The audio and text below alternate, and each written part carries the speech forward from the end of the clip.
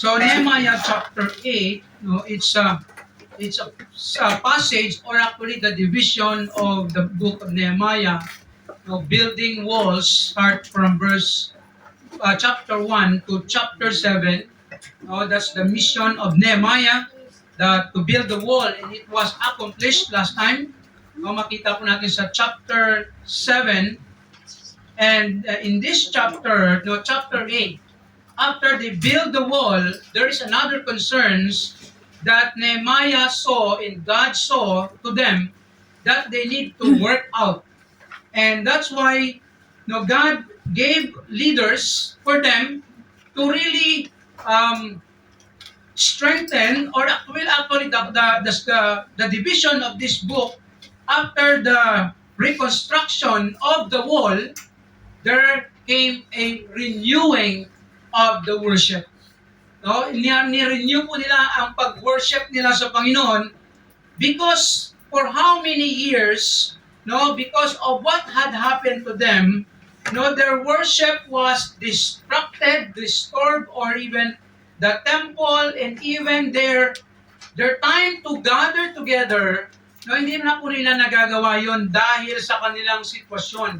And because also of the people, no, who lived in a way of life na talagang not God glorifying.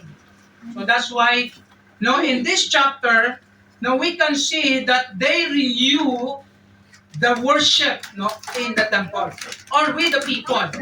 Kaya po ang title po natin sa umagang ito is The Builders Renewal on Worship. No, the Builders Renewal on Worship. Ay, wala pa pula dyan. Revival. So, revival. The Builders Revival on Worship. No, talagang ni-revive, or you can see also in the context of the division, renewed. No, they renewed the worship on that time. No, because as no, sa kanilang situation, talagang maraming nangyari na nabaliwala ang worship nila, or hindi sila makapag-worship due to the destruction and the danger on their situation. So after the wall was settled and secured, so here comes the next priority, is to revive or renew the worship on God. The true worship on God. So yan po ang pag-aralan po natin. And we can see that in verses 1 to 8. Actually, chapter 8, no, chapter 9, it talks about worship. So that's why in this context, no, they renew it, and to start to revive the worship, no, there must be something that they need also, no, to emphasize. So the question that we're going to answer is, how can a revival on true worship happen? Paano yan mangyari? Sa context nila, talagang uhaw na uhaw sila sa pagsamba sa Panginoon. And because of, for how many years na talagang hindi nila nagagawa normally dahil sa kanilang sitwasyon. So ang lesson po natin, hindi man tayo katulad sa kanila na for how many years wala silang worship, hindi sila nakapag-gather ng normally, confidently, hindi man tayo katulad sa kanila, but we can also learn and even relate that even us, kahit tayo meron tayong worship service, meron tayong gathering, minsan, our worship hindi pa satisfied. Or minsan, our worship parang hindi pa ganun ka exciting, ganun ka motivating. Or maybe our worship is not inspiring. And that's why we need also to revive our heart, our worship, true worship to God. We can learn the principle from this chapter. So, the answer, number one, that we can see in our passage, number one there, paano ma-revive o ma-renew, ma-strengthen ang totoong pagsamba sa Panginoon. Number one, by engaging in God's Word. That's the first thing that we can see there. By engaging in God's Word. Because in verse 1, tingnan po natin, ang sabi sa verse 1, and all the people gathered themselves together as one man, take note of that, into the street that was before the water gate, and they spake unto Ezra. By the way, si Ezra, kung titingnan nyo ang before ng Nehemiah na book, yon ang book of Ezra. So si Ezra and Nehemiah were contemporary. Ibig sabihin, nandun sila sa isang set ng timeline. Nandun sila, magkasama sila. No, si Nehemiah ginamit ng Diyos to build the wall, and si Ezra ginamit ng Diyos to build or strengthen the worship. So the temple worship. Yan po ang kanilang mga sets of tasks, specific tasks. But of course, nandyan sila, si Ezra and Nehemiah. That's why ang kanilang book nag-integrate. So sabi dito, and they spake unto Ezra, the scribe, to bring the book of the law of Moses, which the Lord had commanded to Israel. Remember the book of Moses? The first 5 book of the law in the Old Testament? Genesis, Exodus, Leviticus, Deuteronomy, Numbers, Deuteronomy. So yan po ang ibig sabihin dito na law of Moses. No, yung sinulat ni Moses na sinabi ng Panginoon. So, sabi dito, tinabihan na si Ezra, idalhin yan, no, ang book of the law, and then sabi dito, and Ezra the priest brought the law, scribe and priest, Ezra, before the congregation, both men and women, and all that could hear with understanding upon the first day of the 7th month. So ito yung first day of 7th month, part po ng command ng Panginoon na mag-gather sila, no, into worship sa Old Testament. So ano po makikita natin dyan? Here's pa number 3. And he read, no, therein before the street that was before the water gate, from morning until midday. Take note that. No? Morning, midday. Ibig sabihin, sa umaga hanggang tanghali. Sabi dito, before the men and the women and those that could understand, and the ears of all that people were attentive unto the book of the law. We will consider some principle there. So by engaging in God's Word, ano pong ibig sabihin yan? Para ma-strengthen o ma-revive, no, magkaroon tayo ng revival, ma-renew ang heart natin to worship God. Through worship, we must engage with the Word of God. Yan po ang una nila tinignan at yan po ang una na nakita nila na kailangan ng tao. Alam niyo po the reason why those people are getting weak or naging weak even tayo sa atin because we lack engagement in the Word of God. Kaya po to have a true worship, to strengthen our worship, we must have the Word of God. Kaya tayo, we go to church, hindi lang tayo to have fellowship, to sing, but most importantly is to listen, to read the Scripture. That's what they did. How they engage? By reading on it. No, ano sabi dyan sa verse 3 kanina? And he, si Ezra, read therein, sabi daw, before the street that was before the water gate, from morning until midday. Just imagine. Mula umaga hanggang tanghali, nagbabasa doon si Ezra, ng salita ng Diyos.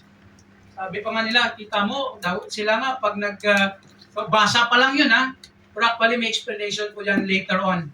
Hindi lang po yan basta nagbasa si Ezra dyan. No? But ang sinabi dito, from morning until midday. Kaya minsan, ito po yung mga principles na ginagamit na when we worship God, minsan, kita mo, sila nga, mula umaga hanggang tanghali. For how many hours? Of course, we understand that because of their situation, for how many years na talagang ang worship nila, hindi na talaga nila nagagawa dahil sa nangyari sa kanila. So when the worship was renewed or to restore the worship, they need the Word of God because the Word of God is the center of our worship.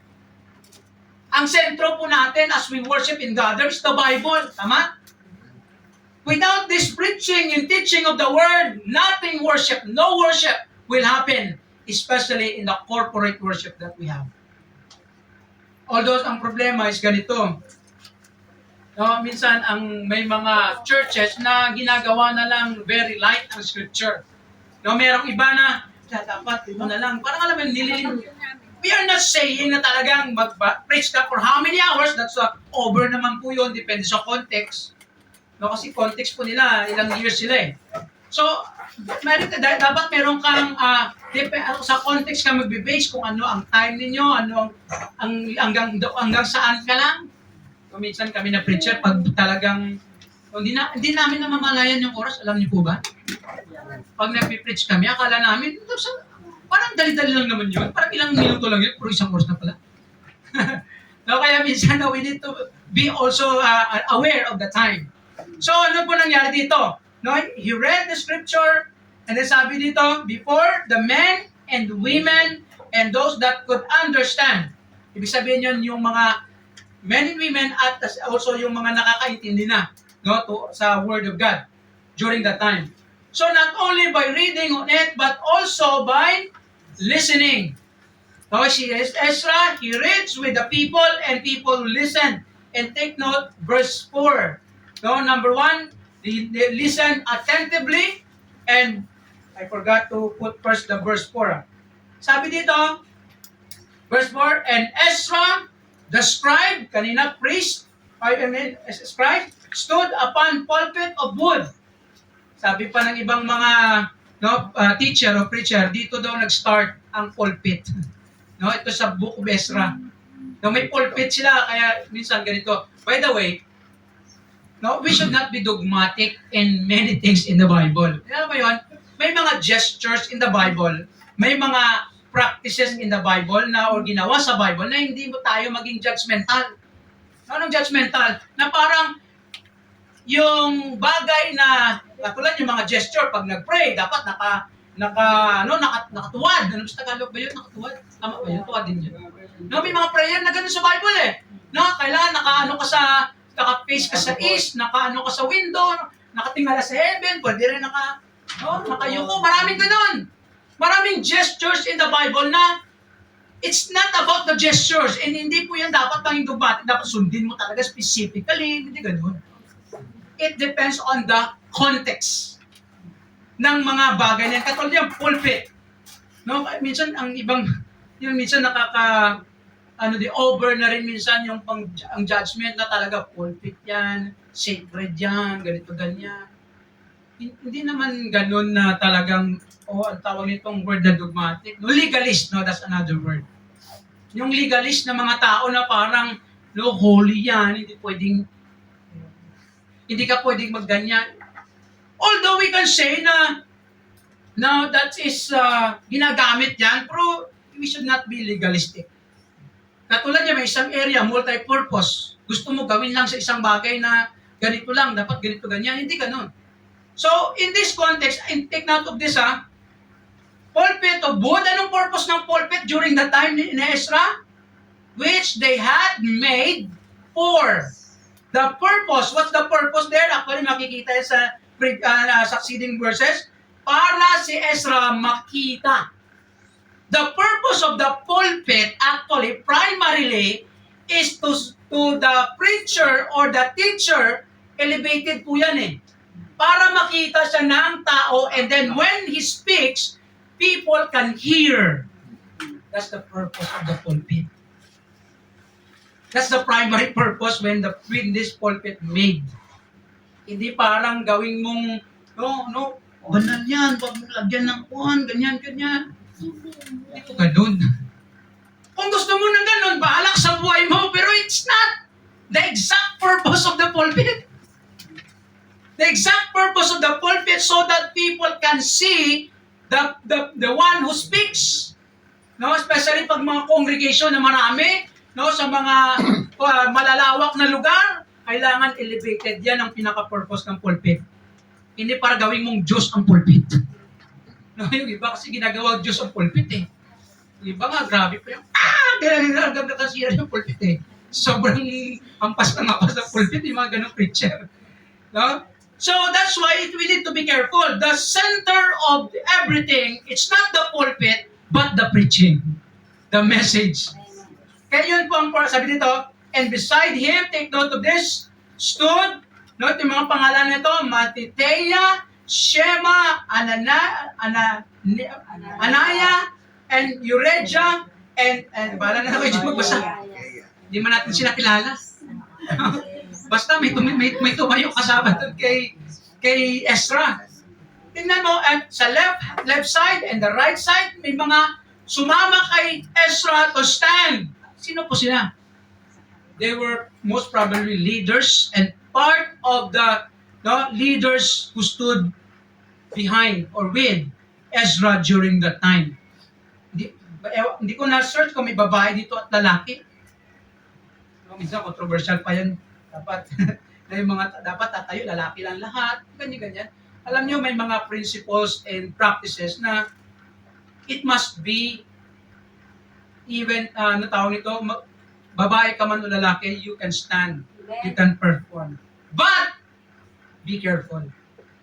Because there are times na nagiging legalist, judgmental, minsan na overuse, na misuse ang mga bagay-bagay. Kaya po, we need to be in the middle ground. We need to be balanced in how to manage and understand things. Later, we will consider that some of it. So let's go to our note. Balik muna tayo pala sa listening. Ano po nangyari dyan? No, they listen attentively and actively.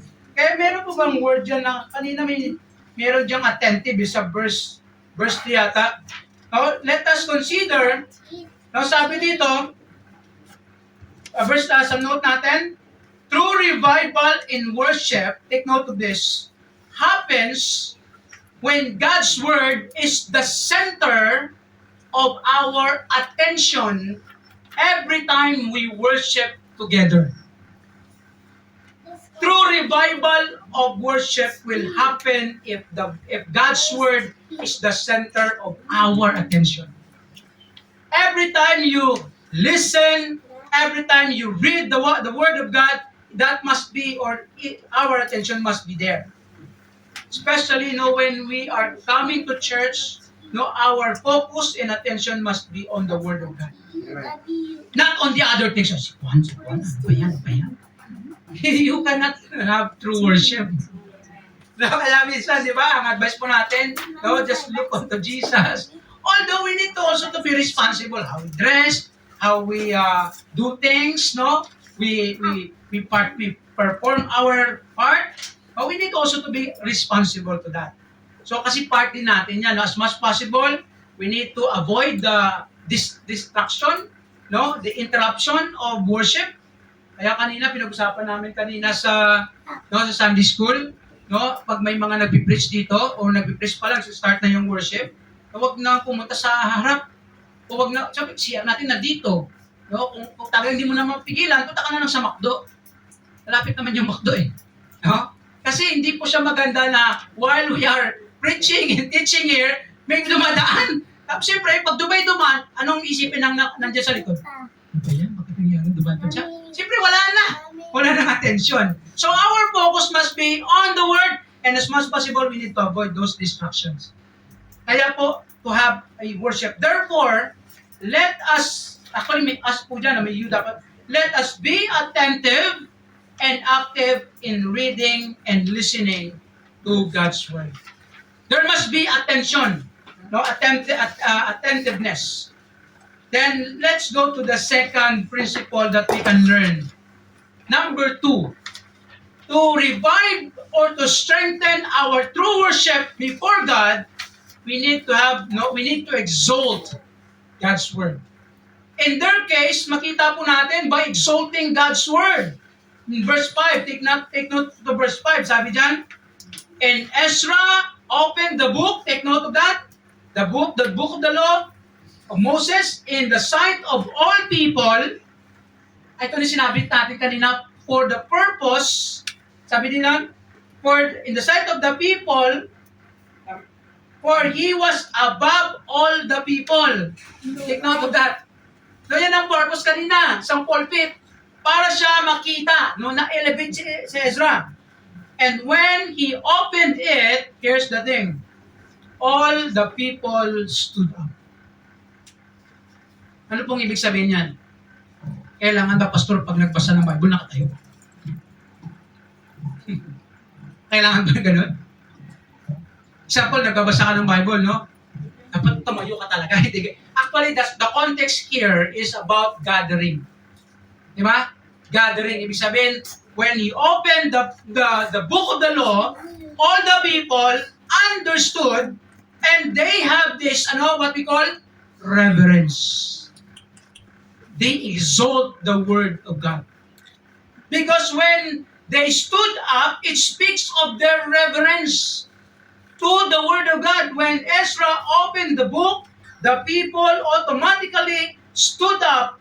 It speaks of their reverence. In other words, to exalt God's word, we must have reverence on it. By giving reverence, or what another word is respect. Hindi naman ibig sabihin na lahat na, may mga time na minsan nagbabasa ako dito ng Bible, nakaupo lang kayo. Hindi naman ibig sabihin na all the time, no? But of course, it is also sometimes practiced and understood, and in part na ng practice ng church na pag nagbabasa ng scripture nakatayo. Part na po yun ng practice. Pero hindi naman ibig sabihin kung nakaupo ka tapos may nagbabasa ng Bible, wala ka ng respect. Hindi naman ganun. Na parang dogmatically, ganun na talaga yung isipin natin. That's not what it means. It depends on the context. Because their context, their understanding of the Word of God, and their reverence speaks what they did. They stood up. So ano po makita natin? Verse 6. And Ezra blessed the Lord and the great God, and all the people answered, Amen. Amen! Amen! Ito na. Kailangan natin ito tandaan. When we say Amen, we must make it sure that we say it to glorify God. And when we say Amen, we make it sure that we said Amen, that word is true, and that word is to glorify God, and that is for your blessing, or you blessed. No? Minsan ganito yun. Kaya careful tayo minsan that we use the word Amen to hit, or ano itong word? May term yan. Sabi ko ito before pa no? Yung pag nag-amen tayo, make it sure natin na ang inisip natin sarili natin and ang Diyos. Amen Lord, natamahan ako. Amen Lord, na-bless ako doon. Hindi, Amen Lord, Amen Lord.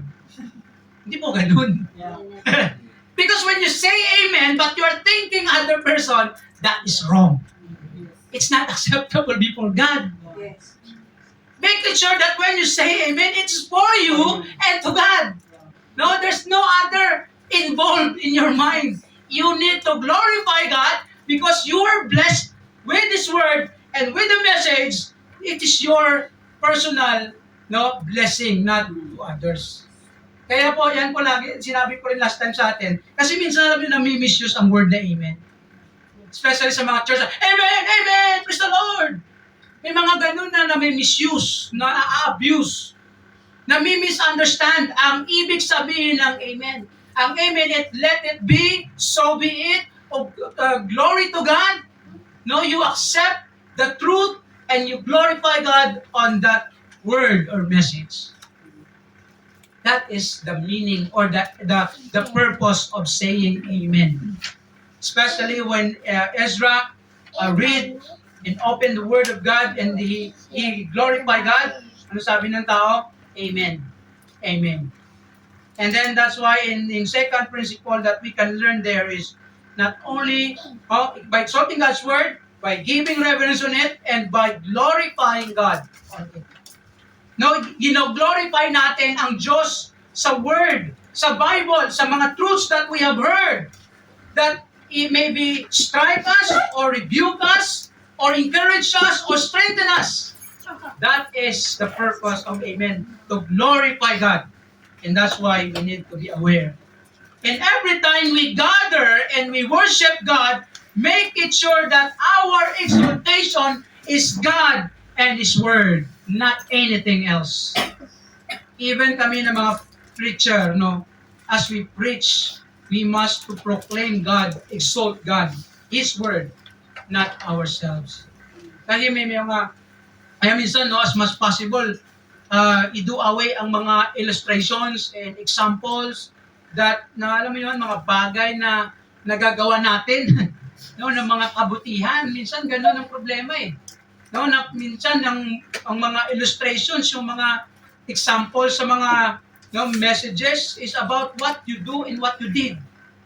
It's better to make and use illustration what the people did or what hindi naman ibig sabihin lahat na lang. No? There are times, kaya ang advice ko sa amin, when you preach, be careful of your illustration, especially when you talk about your experience or what you've done in the ministry.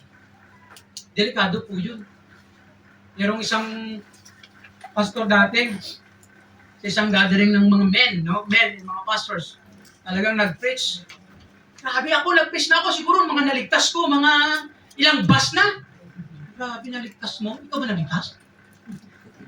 Kaya minsan yung mga terminology, minsan niligtas ko eh. Parang ikaw ba Diyos? Ikaw ba si Jesus? No? Tapos sabihin mo, ilang bus na naligtas ko. Hindi ganun. Kasi kahit sabihin mo, nag-preach ka na, it's still God knows. Di ba? Siguro you can say na ilang bus na siguro na siraan ko ng gospel, tumanggap naman sila. No? Mga ganun, pero hindi parang 100% ka na, naligtas ko, ang word mo pa, naku. No? Parang ikaw si Jesus. No? That's why we need to be careful on that. So, kaya it must be God na mag-glorify in everything and in every way, most especially in worship and exalting God's word. Always the word and God. So yan po ang makikita natin dito, that they exalt God's word by giving reverence and by glorifying God. No, we can see that in our passage. And final, in our note there, mabilis na tayo, baka sabi mabilis na tayo, tapos nag-abot na ng 12:30. Hindi naman. Take note of in our note, God and His word must be lifted up always in our worship gathering by giving reverence or respect as someone read or preach it. Therefore, let us value every message of God's word that we have heard in worship. No, kaya dapat, anong mga message natin narinig dyan, bigyan natin yan ng halaga sa buhay. No, na-take natin na ito galing sa Diyos, itong message na ito. Especially yung mga message na nandiyan naman sa Bible. No? Ano po? Malalaman mo naman kung sa Bible eh. And that's why in the third point natin, we will consider that the way, the principle. And then finally, that to revive the worship, what they did, not only by engaging with the word, they brought the word, they read the word, they listened to the word, and then by exalting the word, reverence, they stood up, expression of the reverence, they attentively listened, and finally, by expounding God's word. Ano pong ibig sabihin niyan? Expounding means you really dig out. Dig out. Ibig sabihin, ini-explain o pinapaklaro ang salita ng Diyos. Yan ang ibig sabihin ng expound. Kasi ang Bible, hindi lang yan pag nabasa mo, okay na ako. Hindi po ganun. When you read the Bible, it's not enough reading the Bible itself. Hindi po enough yan. Pag nagbasa ka ng verse, tapos na, Bible reading na ako. Ang tanong, do you understand it? Because marami sa Bible na mahirap intindihin. Marami sa Bible na madali naman siya, mga easy lang na nangyayari, pero pag binasa mo, meron pa yung hidden, no? But maybe we can say na may mga deep message or may mga messages pa behind the story that you need to consider. Hindi lang yan basta si Jesus nag-turn water into wine. No? Basta yun na, ginawa lang ni Jesus ng tubig ng wine, ganun na yun. No, there are lots of messages inside that story if we keep or if we study. So ano po ang ibig sabihin by expounding God's word? So ano po nangyari? Verse 7. Take note, verse 7. Also, Joshua, Bani or Banay, I don't know how to pronounce, and Sherebiah, kasi minsan yung mga pronunciation nag-iiba, depende sa context o depende sa tawag nito, sa English, accent, or depende sa mga accent ng mga lugar. No, si Jamin, Akop, sino yung mga pangalan nila dito, ano pong nangyari? And the Levites, let's go jump in the highlight, cause the people to understand the law. Ito po sila, na ginamit ng Diyos para maintindihan yung law, ang salita ng Diyos, ang utos. And the people stood in their place. Ano po ang principle that we can see there? The word understanding. Many times na mention ang word na men of understanding, those who make them understand the Bible or the law. Kaya po, to expound God's word means by making it understandable. Ang another term pa sa mga lesson guide namin is make it plain. Plain. Ibig sabihin plain, may mga sa Bible na malalalim, mahirap intindihin, kaya po ang responsibility po namin ng mga pastor and teacher is to make it plain or understandable. Easy to understand what God says through that passage, through that story, through that certain verses. We need to understand the scripture, and that's what happened in their case. Take note, verse 7. Ano sabi dyan ng verse 7? Verse 8 pala, sorry. So they read the book of the law, in the law of God, distinctly, talagang hinimay-himay nila, and gave the sense. That's the word. Anong gave the sense? Ang salita ng Panginoon or yung law, bibinigyan nila ng sense. Ibig sabihin, they make it plain or understandable to the people. And cause them, to understand the reading. Kaya dito po nakikita ang principle sa amin ng mga pastor na tinuturo sa amin to expound the scripture. Kailangan mo i-make simpler ang message from the story, from the passage of the scripture. Especially yung mga terminologies. Minsan may mga mahirap na terminology sa Bible na hindi mo ma-gets o hindi mo makuha-kuha dahil sa ang lalim. Kaya ang purpose po, ang responsibility po namin to make it easy to understand yung mga terms in the Bible. For example, regeneration. Mga ganyan, mga technical term or theological term yan. Ano po itong regeneration? Ano, generator ba yan? Di ba? Yung mga ganun, mga terms. Ano pa yung mga terms sa Bible na talaga ang lalim? Ano pa ba yung sanctification? Mga technical terms po yan na kailangan maintindihan. Ano po sanctification? Ibig sabihin, na-separate ka, na pinabanal ka na, yun ang mga terms na yun. Regeneration, pinanganak o parang binuhay ka ulit, binanganak ka, something like that. Binigyan ka ng another buhay, kaya regenerate, binigyan ka ng another life, something like that. Marami pong mga meanings that we need to understand. And our goal is to make sense. Maintindihan po natin ang Bible, even the story, behind what happened. Jesus wept. Anong story dyan? Anong message? When Jesus cried. Ano ang message dyan? May mga iba-ibang insight na mga sinasabi. Yung iba na sabi na umiyak siya dahil namatay ang kanyang kaibigan. Tapos sila ni Mary doon, iyak sila ni Martha, magkapatid. Nung nandun si Jesus doon sa harap ng tomb bago nabuhay si Lazaro, at sa storya ni Lazaro, nung namatay si Lazaro, umiyak doon si Jesus. Yung iba, ang kanilang insight, na dahil nalungkot si Jesus, kaya umiyak siya.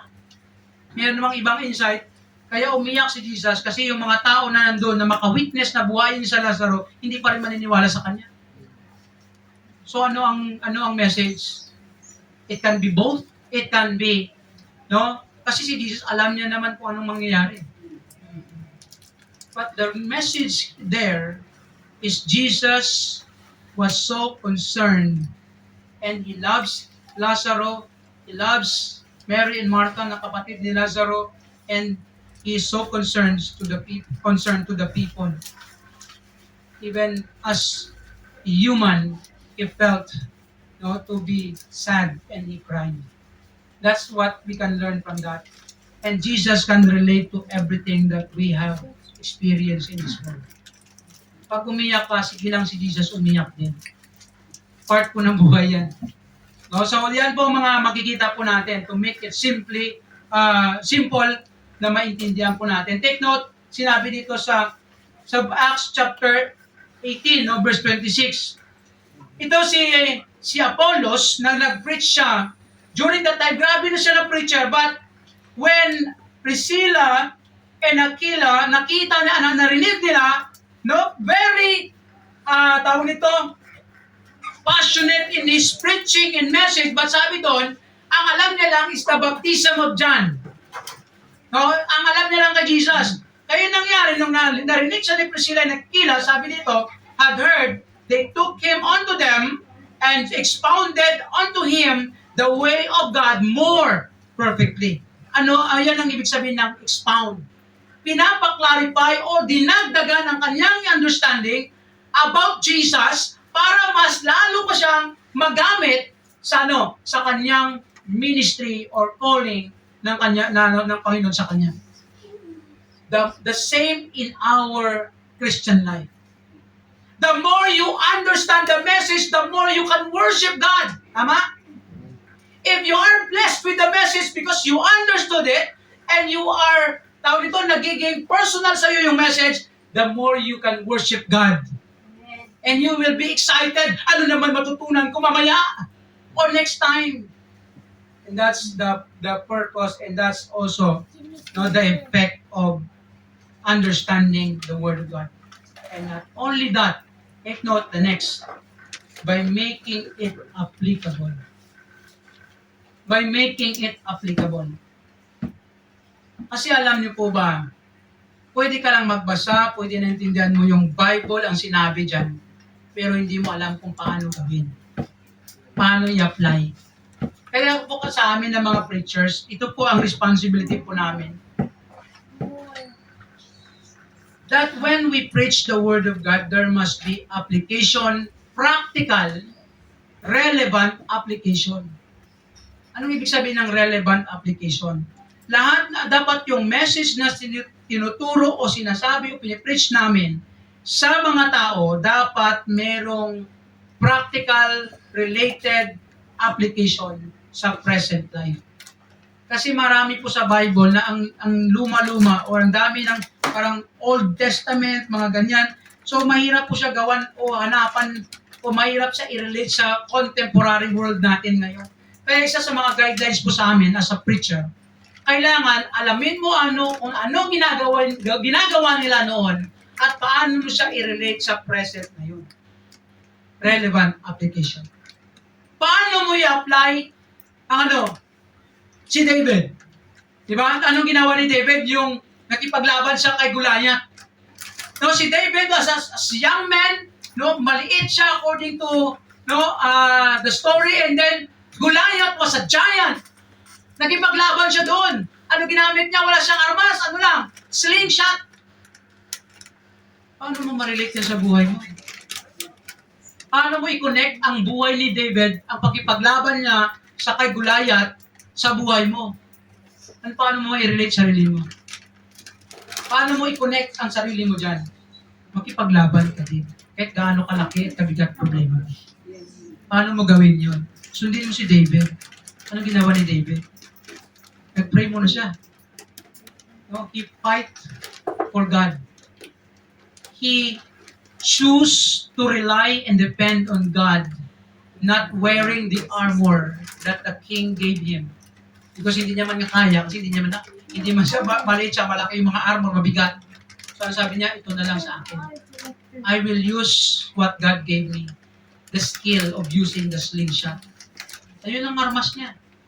Anong ginawa niya? Pumunta sa river, kumuha ng mga bato. Sabi pa ng iba, habang siguro naghanap ng bato, nagpipray, sang bato? Kaya gano'n pa yung mga insight ng ibang mga preacher. But I believe that David prayed. Commit it to the Lord, ikaw na bahala, kahit na bato lang to. No? I believe you will use this small thing, but it will hit and destroy great things. That's faith. Kaya alam niyo po, ganun din sa atin yan. Whatever the great problems, struggles that you have, see something in you that God can use. Ano ba binigay sa'yo ng Panginoon? Use it. Use it for God's glory. Simple thing, simple skills, simple possessions or whatever, simple thing that you can offer to God, use it for the glory of God, and you will be victorious in overcoming all those struggles. Kasi ang Diyos, mayroon po siya sa atin. Kaya di ba, lahat ng problema na inalaw ng Diyos, may solusyon at meron siyang binigay sa iyo na pwede mong gamitin, or it will help you to really depend on Him, and He will help you. That's the lesson that we can learn from that. To make it simple and applicable. Kaya tingnan po natin yung Matthew 28, verse 20. Ito po yung sa Great Commission. Sabi dito, teaching them to observe all things whatsoever I have commanded you. Ito po yung Great Commission ni Jesus Christ. Nasabi niya sa mga disciples noon, sabi niya, turuan sila sa lahat ng sabi niya, teaching them to observe, to obey, to apply what I have commanded you. All things whatsoever I have commanded you. Lahat ng inutos ko sa inyo, ituro niyo sa kanila na sundin po nila, obedience, and also we can call it application. And one of our quotation there, you can teach without application, but you cannot obey without teaching. Pwede ka magturo, pwede ka magbasa, pwede kang marami kang alam sa salita ng Diyos, pero wala ka o kulang ka sa application. Why? Una, lack of understanding. Pangalawa, laziness to apply God's word. Kaya po yan po ang mga consideration natin. In their case, ano po nangyari dyan? Ano po nangyari sa kanila? They were revived because they understood the word. And here's the note there. Take note of this. Misunderstanding of God's word leads to misapplying it. Pag na-misunderstand po natin ang salita ng Diyos, the result of it, misapplication, wrong interpretations lead to wrong conclusions and applications. Kaya alam niyo po, lahat po na mga false Christianity, false religion, false devotion to God, false commitment to God, false practice and customs of the churches comes from wrong interpretations and understanding of the Word of God. Kung mali ang pag-take natin, pag-understand natin sa salita ng Diyos, mali din ang gagawin natin. And dyan po lumalabas ang mga dogmatic na mga Christians, legalistic na mga Christians, close-minded na mga Christians, ano pa? Holier than thou Christians. Anong ibig sabihin nun? Diyan po lumalabas na parang sobra ka nakabanal o grabe, parang ikaw na perfect, sila hindi. Yan po ang mga misunderstanding, misinterpretation of the Word of God.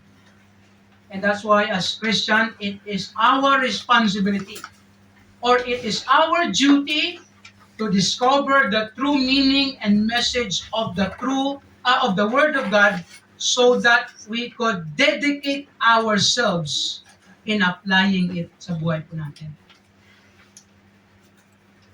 The problem of many Christians is lack of understanding, proper understanding of the Word of God. Kaya alam niyo po, kailangan natin mag-ingat at kailangan din natin magtanong minsan, Pastor, ano ba ito o paano ito i-apply? Kaya po sa amin ng mga preachers and teachers, it is our responsibility to really make it simple and then applicable sa present generation natin. Hindi po lahat sa scripture sa Bible, especially mga customary practices ng mga Old Testament, even sa New Testament, applicable sa atin. Hindi po lahat. Kaya kailangan maging careful tayo kung paano natin i-apply yan sa buhay natin para hindi tayo maging judgmental, maging legalistic, or magiging holier than thou attitude.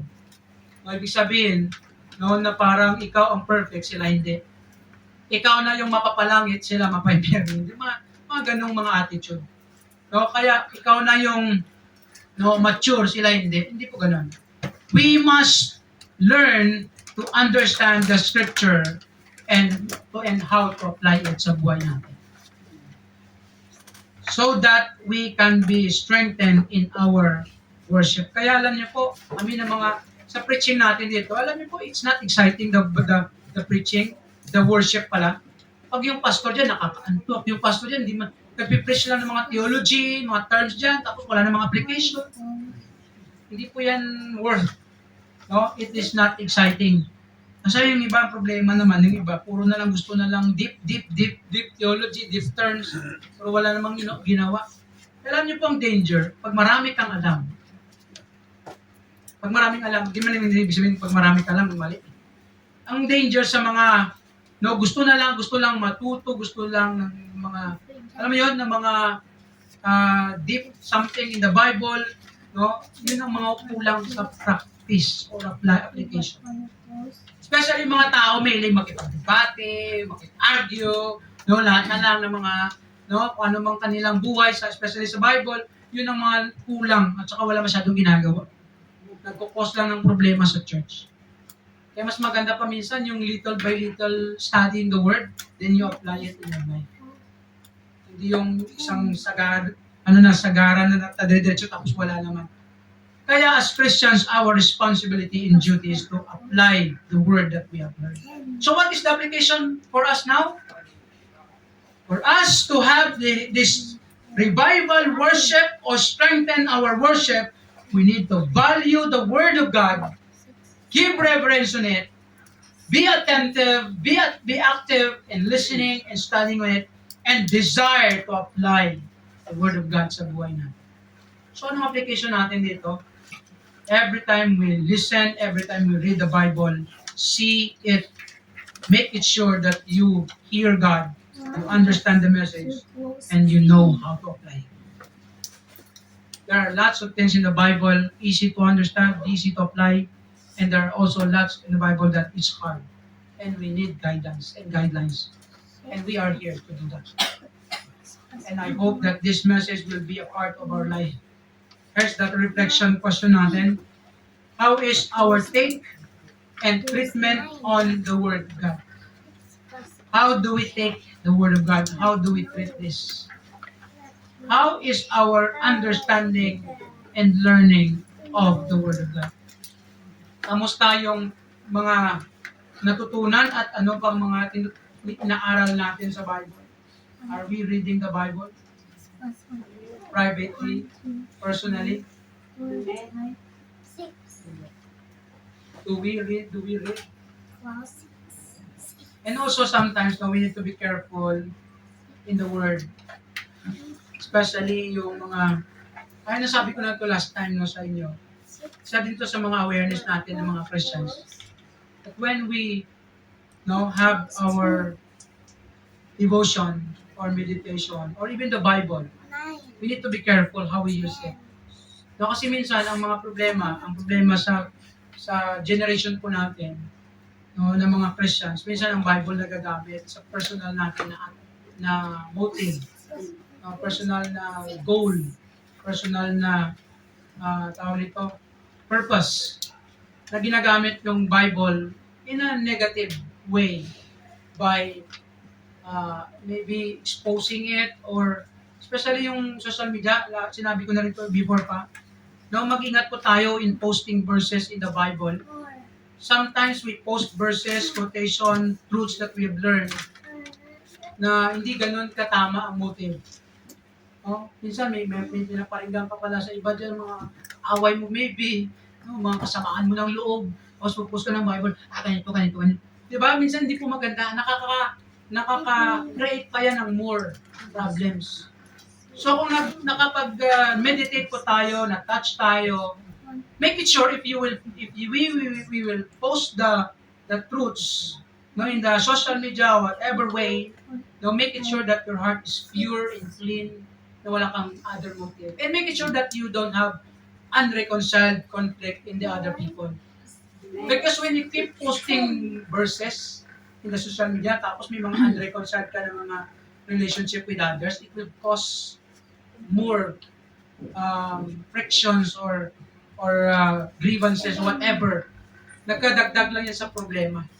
No? Kaya make it sure na wala kang kaaway or mga unreconciled na bagay sa ibang tao kasi nagkakaroon ng more problems sa Christian life. Make it your personal na lang sa Panginoon and then just commit it to the Lord. So yan po ang mga advice na kasi minsan nakakalungkot na may makita ka sa social media na mga hindi dito so ito ang mga kilala natin. Like, alam mo naman may aaway, may conflict, post ka pa ng post ng verse, tapos related pa. Di ba? Related pa doon sa conflict, ay delikado. Alam mo pang pinalala yung sitwasyon. Huwag na lang. Huwag na lang. Make it in your personal life. No, don't share to others, kasi nakakasama pa po yun. No? Kasi hindi na siya God glorifying. Kasi minsan ang tao nagiging pa yan, na instead na maging sa magsasubside na yung tension, aangat ang tension yan kasi nagagamit sa hindi maganda ang salita ng Diyos. So let us be careful on that. And how many truths and principles from God's Word that we have learned and applied in our Christian life. Ano na kadami ang natutunan natin at ina-apply natin. Pastor, siguro sa 1,000 ko natutunan, isa lang ang apply. Delikado po yun. Sa 1,000, sana kalahati, mga 60%, 70%. Siguro maganda yun. Sa angat ng percentage, hindi bumababa. We need to keep learning, reminding ourselves and of the Word of God so that we will strengthen ourselves and as we worship the Word of God. Ako, tinatry ko rin na mas-shorten ang time ko para hindi rin kayo dyan mag-board. At saka yung oras natin, kailangan natin may disiplina. Tapos na po tayo. 12:15. Okay, let us pray.